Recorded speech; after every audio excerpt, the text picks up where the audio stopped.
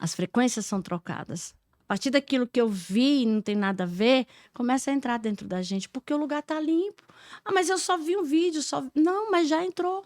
Já entrou. Entrou de novo o desejo, entrou o velho homem ou a velha mulher acordou ali. Então, o lugar de manter-se livre é exatamente soltar as ligaduras do passado. Eu preciso soltar e não mais pegar de volta. E às vezes nós pegamos. Apóstolo, não sei se já chegou para você, mas já vi alguns comentando que a pessoa fala assim: eu já passei por libertador tal, libertador tal, libertador tal. Agora a Valdirene vai resolver meu problema. A apóstola Valdirene, que eu já passei por todos esses libertadores e não deu jeito. Agora achei que vai. Sim. O que você acha? Já aconteceu de pessoas chegarem assim? Muitos, muitos, muitos. Fala assim, até mesmo porque você é mais humilde e você vai estar perto de mim. E muitas pessoas já Aí você dá passaram. jeito. Aí você vai Aí, dar não, jeito. você dá jeito. Isso. Aí eu falo, olha, expectativas no que o Senhor vai fazer nele. Nós pedimos sempre ao Senhor espírito de revelação e espírito de sabedoria para que ele conduza. Mas sim, várias pessoas chegam e falam assim, apóstolo, esse é meu último recurso. Foi um casal na imersão que nós fizemos, a conferência que nós fizemos lá em Goiânia, né, em dezembro. Foi um casal onde o líder, né, da família falou: este é o meu último recurso. Eu não queria mais nada, eu não quero mais nada, não quero mais entender nada, eu não quero, estou assim, ou é agora ou é nunca. E não só ele, mas outras pessoas também. E para a glória de Deus, essa família ela foi restaurada.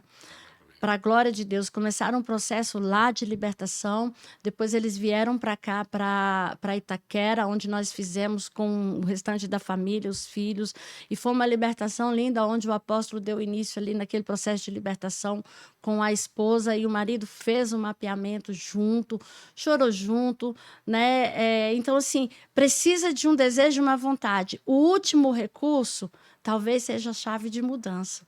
E glória a Deus, né, que foi, né, através de nossas vidas, nós ficamos felizes porque os filhos, né, ali nós tivemos 2 batismos, 3 batismos.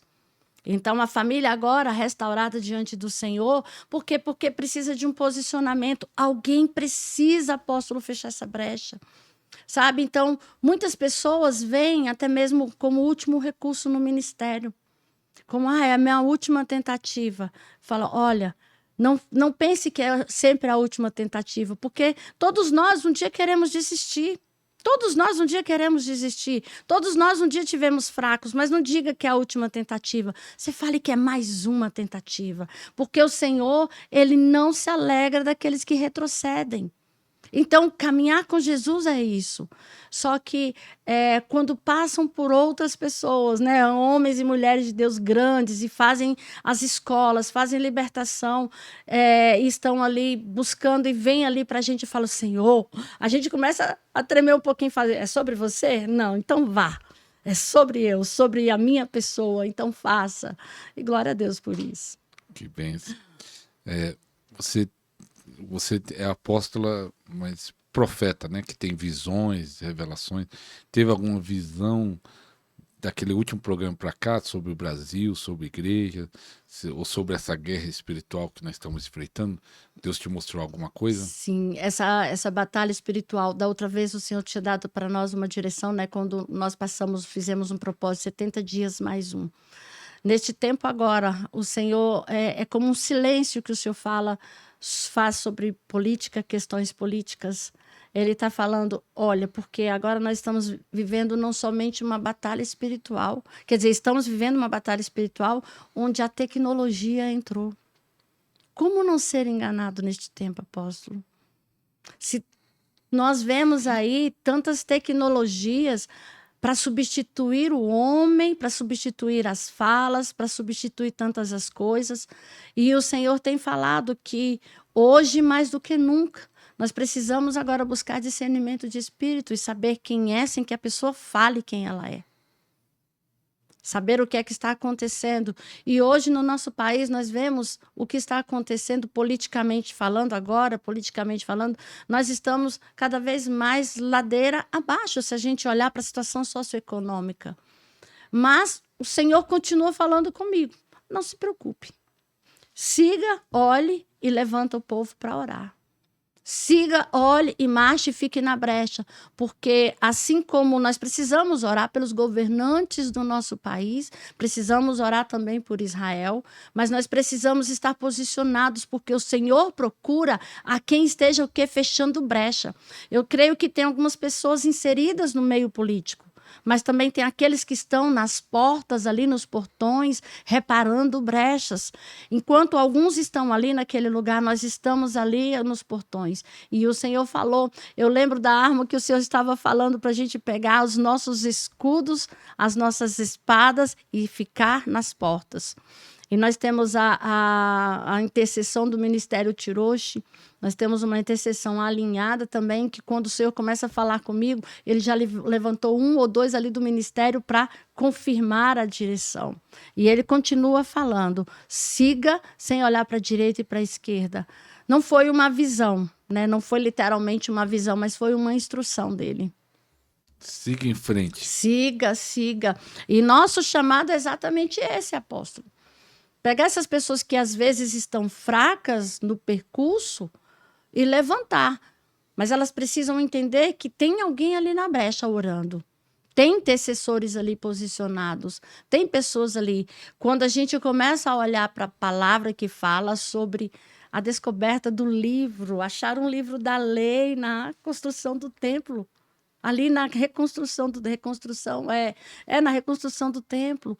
Eles leram o livro da lei, mas alguém estava ali à porta, alguém estava ali, guardando os muros, e aquela ministração ali dentro, quando eles encontraram o livro da lei, parece que era algo que há muito tempo eles não conheciam, porque tinham se apartado. Então, assim, é um tempo de restauração da nossa nação. A nossa nação precisa entender que existem campos a ser abandonados, espiritualmente falando. E nós temos este campo a ser deixado. A idolatria, de todas as formas, nós não estamos falando somente de imagens, nós estamos falando de idolatria de pessoas. Ela precisa ser lançada fora, dentro das igrejas, dentro dos lugares. Precisa, porque o Senhor abomina a idolatria. A idolatria é um Deus que nós colocamos maior do que o nosso Senhor. E quando nós olhamos para isso, é como se nós nos apartamos do livro da lei, onde nos diz que nós temos um só Senhor, que é o Jesus Cristo, que veio como Salvador, e um só Deus, um só Pai. E aquele povo que veio para construir, aquele povo que veio, Neemias e Esdras, que vieram para construir, eles precisaram novamente achar o livro. E não foi algo que eles estavam procurando. É como se os olhos deles se abrissem para um novo tempo. E a nossa igreja, a nossa nação, precisa novamente achar esse livro para que os olhos se abram, que nós temos um Senhor. E quando nós colocamos pessoas ou colocamos imagens, qualquer outro tipo de coisa que substitua o senhorio de Jesus, nós estamos também, precisamos abrir o livro novamente, de forma que os nossos olhos enxerguem que o Senhor é o Senhor da nossa nação. Estamos posicionados para isso, pedimos ao Senhor que abra os nossos olhos. Amém. Apóstolo, qual foi a pior batalha desse tempo todo de ministério? Qual foi a pior guerra? Lembra de alguma? Vou fazer 2 perguntas para ver. Pior guerra e a melhor experiência, ou a experiência mais forte que teve com Deus. Primeiro falar da guerra e depois falar da coisa positiva da experiência. A batalha que nós vivemos sempre são degraus, né? A gente sempre fala, a gente sempre ministra. A guerra é para melhorar a pessoa, para ele subir. Para subir e ganhar a batalha. Então a guerra então não é ruim. Não é ruim. O que faz a pessoa melhorar? Não é ruim. A palavra nos fala que Satanás, ele está onde? Debaixo dos nossos pés. Se você começar a olhar isso, e cada vez que você estiver subindo uma escada, você falar, eita, Satanás, eu estou pisando no degrau, você está embaixo do meu pé. Você vai entender que a nossa jornada espiritual é assim, cada degrau você está o quê? pisando nas obras do diabo, porque nós somos chamados a desfazer as obras do diabo. Nós somos os filhos chamados para isso. Mas, às vezes, nós queremos vencer a batalha de outros e as nossas vão ficando para trás. Quando eu tenho consciência que eu preciso primeiro desfazer as obras do diabo em mim, na minha vida, deixar para trás, aquilo que ele tentou armar laço, aquilo que veio como guerra, eu preciso passar esse degrau, pisar. E aí ele vai passar a ser uma escada para você. Só que não é fácil. Falar assim é fácil, mas não. A dificuldade é porque traz dores e, como a gente fala, é processo de cura. Quando nós vivemos guerra, primeiro vem o processo de cura, você entende quem você é, você entende que é filho, que veio aqui para algo específico. Satanás não tem poder a não ser que você dê a ele, porque se você der poder a ele, e ele tem sobre você. E quando você pega tudo isso, você começa a reconstruir tijolinho por tijolinho dentro de você, desfazendo as obras dele em você, na sua ascendência, que é a sua geração lá atrás, para que agora sim subir um novo nível. Nesse novo nível, a tua geração todinha agora, a partir de você, tua geração todinha agora, até 1000 gerações estão com Jesus. Só que essa batalha precisa de um posicionado que sou eu. Não, ninguém vai vencer essa batalha, essa guerra por mim. Jesus já venceu, mas essa posição é minha. Aí vem o confronto espiritual. Meu Deus, é muito grande. Demônio que sai de tudo quanto é lado para confrontar. Pessoas que saem de tudo quanto é lado para confrontar. Às vezes essas pessoas, elas estão até mesmo, dizem, né? Ah, eu sou filha do... se dizem cristãos, se dizem crente, mas você vê usada totalmente por Satanás para confrontar, para dividir, inclusive. E a nossa maior guerra hoje, eu vou falar agora como apóstola, glória a Deus por isso, não me elevando, mas a nossa maior guerra hoje, ministerial, nossa maior batalha hoje é controlar para que não entre divisões a partir disso. Então, primeiro, essa guerra pessoal. Eu preciso vencer para corrigir algo que depois é no local. Apóstolo, e não é fácil. Não é fácil, porque envolve a gente. A batalha maior, você só vai vencer quando você vencer internamente. Porque trava aqui, e a ação ela não vem. Apóstolo, por que não materializa se eu creio? Mas eu estou parando aqui, eu fiquei parada. Não estacione nos degraus. Não pare nos degraus. Não, se sentir fraco é normal, mas busque refrigério, busque renovo, busque consolo, porque o Espírito Santo está aí para isso, para te consolar, para te levantar, para te renovar, para que você seja restaurado, e não é fácil. Aí vem guerra com família, vem guerra com filho, vem guerra com ministério. E como uma pessoa vence tudo isso? Na nossa força? Não vence. Não vence na nossa força. Então, eu precisei entender para deixar os rudimentos antigos conforme a palavra fala.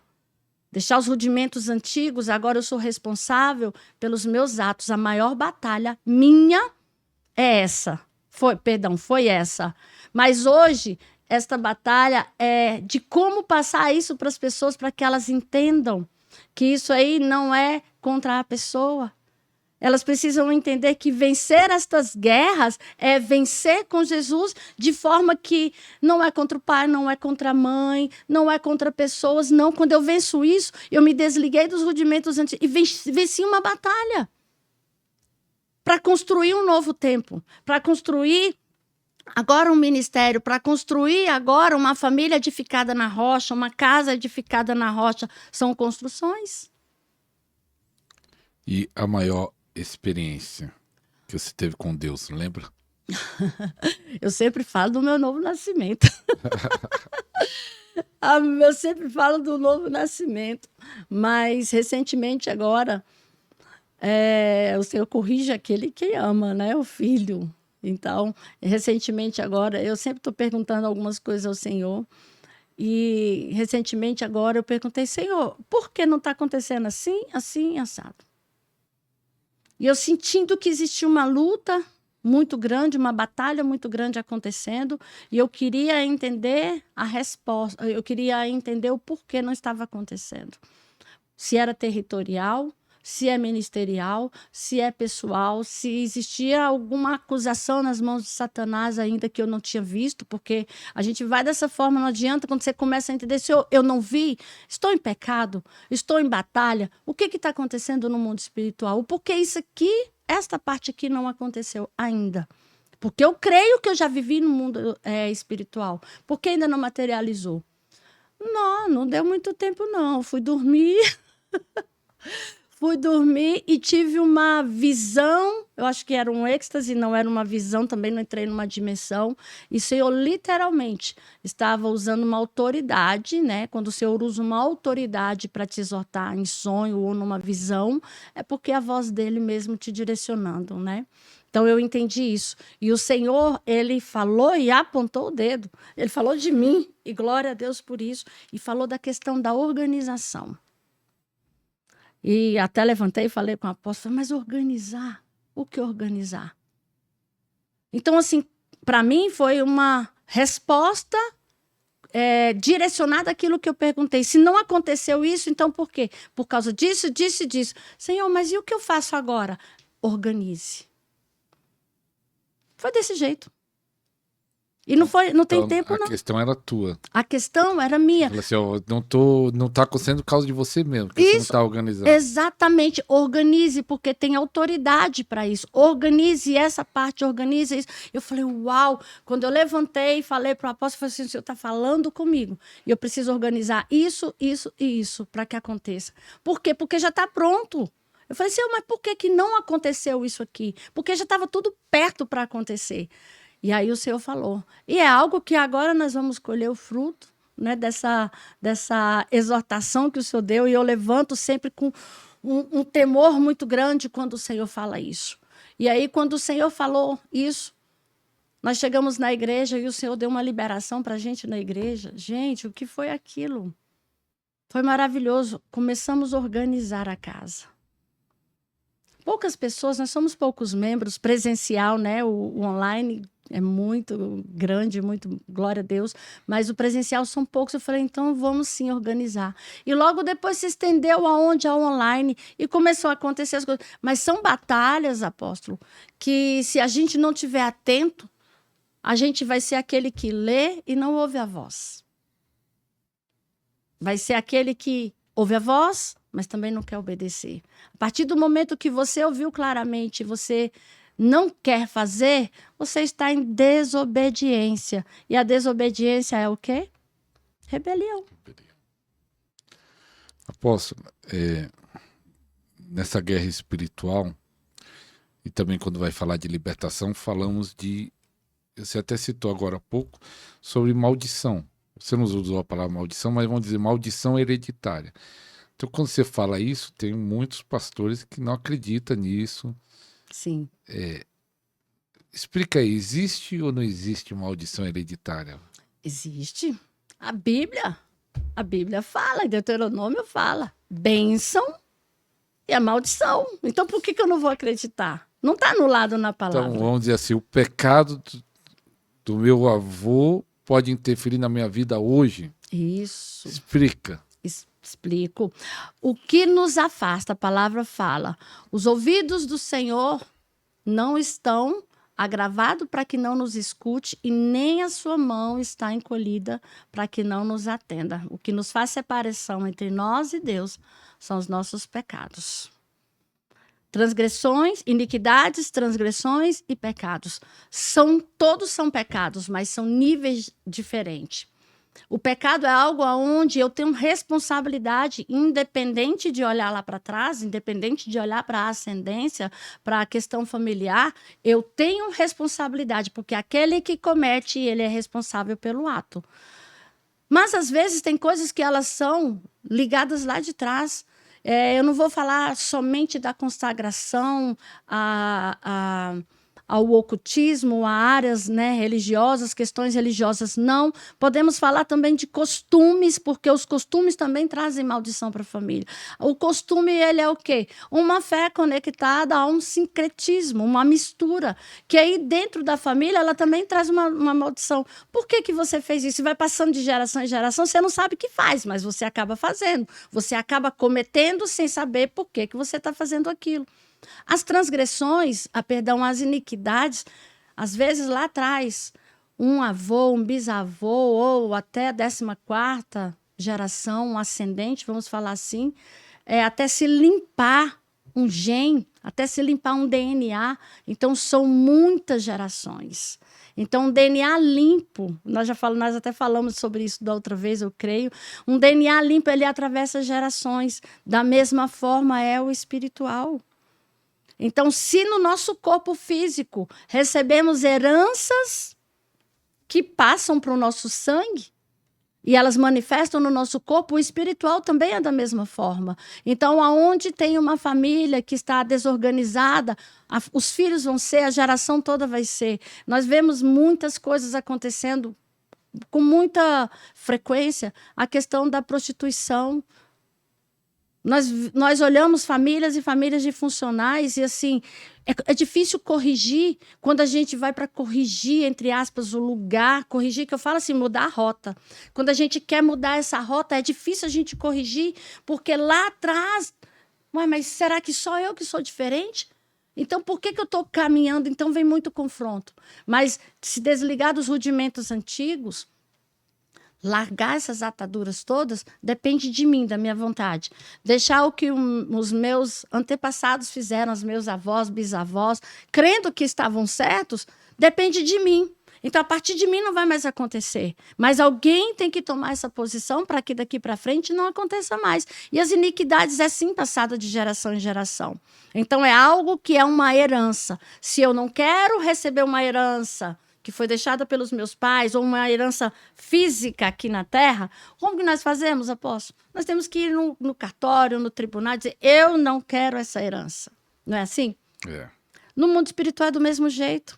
Só que eu não vou somente escrever aquilo. Eu vou realmente viver que eu não quero porque é errado. A partir do momento que eu tenho consciência de que está errado, eu preciso mudar. Então, começa em mim, começa em mim.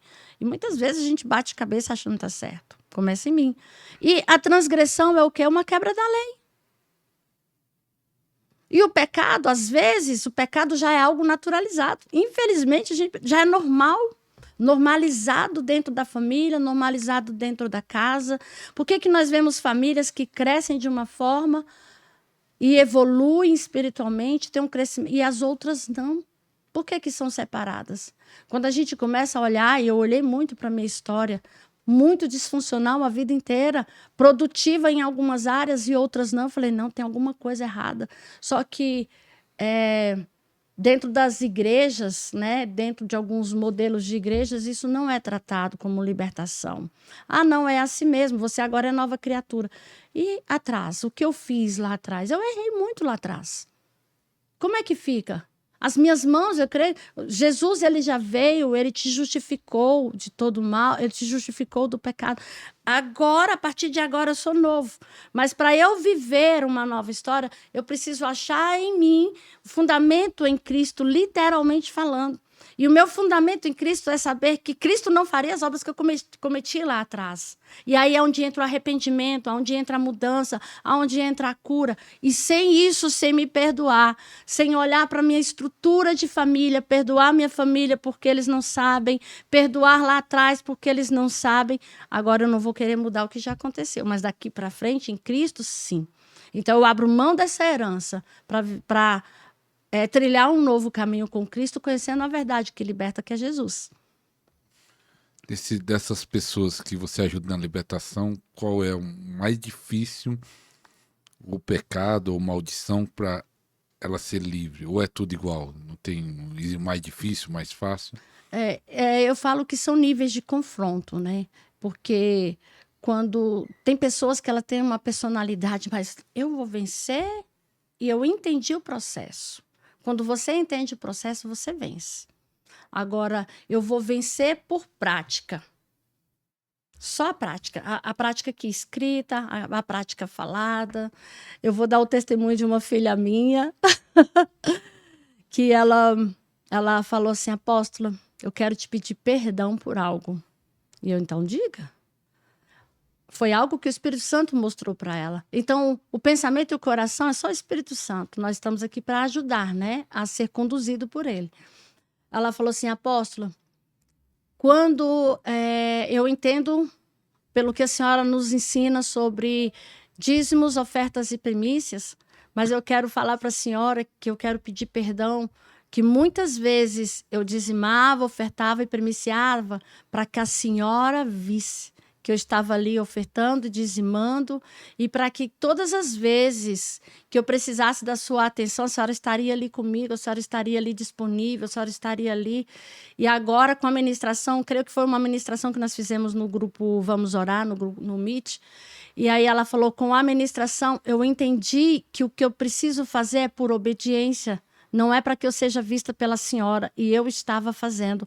Apóstola, me perdoe, porque eu idolatrei, eu coloquei a senhora como se a senhora que tinha que me ver, não o pai tinha que me ver. Mas agora, por obediência, agora eu virou essa chave, eu entrego sabendo que o Senhor aqui precisa me ver. Meu Deus, isso para mim é resposta, sabe por quê, apóstolo? Porque se você está ministrando e você está ensinando, a palavra precisa, ela vai achar um lugar se você deixar. Vai achar um lugar onde você vai ser confrontado. E eu louvo a Deus porque essa filha querida, ela é confrontada, ela foi confrontada e ela liberou, mas foi o entendimento. A maior dificuldade do cristão de ser liberto é conhecer a verdade e caminhar no caminho da verdade, que é Jesus Cristo. Conhecer a verdade não é o mesmo que caminhar, não é. Conhecer a verdade é ser confrontado, é querer sim pagar o preço do confronto, abrir mão e deixar. O jejum que agrada a Deus. Qual é o jejum que agrada a Deus? São 4 níveis ali, né, de libertação. E o primeiro e o segundo está falando de você, da libertação com Jesus Cristo. E depois, sim, as gerações. Então, acredito, sim, em maldições hereditárias, mas ela precisa parar em você. Você precisa renunciar, declarar, eu não faço parte disso, eu não faço parte desse meio, eu amo os meus pais, eu amo os meus avós, eu me desligo espiritualmente dessas ações e fazer desligamento mesmo. Limpeza de DNA, reset. E se a pessoa está travada em alguma área, deve pessoas entrar em contato e falar assim, apóstolo, estou travado no ministério, ou finanças, ou saúde. É porque essas pessoas que estão travadas, talvez pessoas que estão assistindo, mas antes de eu até perguntar isso, você que não deu like, deu like. Deu like. Compartilha. Sim, em nome de Esse Jesus. programa tem abençoado muitas vidas, então você pode ser um instrumento de Deus. Quando você compartilha e alguém é abençoado, você está sendo instrumento de Deus. E a Bíblia fala que Jesus falou, tanto aquele que semeia e aquele que planta e aquele que colhe recebe o mesmo galadão. Então, galadão é igual. Isso, amém. Glória a Deus. Compartilhe em nome de Jesus. Seja abençoado e abençoador. Aleluia.